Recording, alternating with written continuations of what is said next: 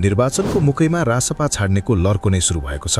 पछिल्लो पटक धनगढी उपमहानगरपालिकाका संस्थापक सभापति ईश्वरी भिष्टले पार्टी छाडेको केही घण्टापछि नुवाकोटका नेता अशोक थापाले पार्टी परित्याग गरेका छन्। केही दिन अगाडि मधेस संस्थापक सभापति ममता शर्माले पार्टी परित्याग गर्दै उम्मेद्वार छनौटमा आर्थिक चलखेलको आरोप लगाएकी थिइन्। उनी हाल नेपाली कांग्रेसमा प्रवेश गरिसकेकी छिन्।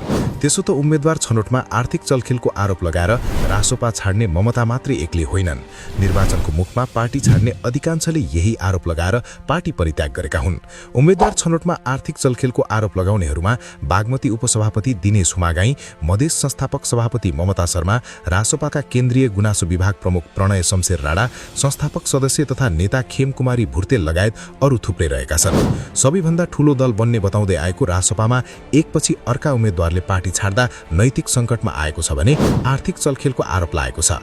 रासपालाई रासपा बनाउन ठूलो भूमिका खेलेकाहरू डाक्टर मुकुल ढकाल, पूर्व मन्त्री सुमना श्रेष्ठ, पूर्व डीआईजी रमेश खरेल, पूर्व प्रमुख सचेतक सन्तोष परियार, पूर्व सांसद ढाका कुमार श्रेष्ठ, केन्द्रीय सदस्य डाक्टर प्रभात अधिकारी, केन्द्रीय कानून विभाग सदस्य डाक्टर नारायण घिमिरे, अनुसन्धान विभाग प्रमुख भरतमणि देवकोटा लगायतले गम्भीर आरोप लगाएर पार्टी छाडेका थिए।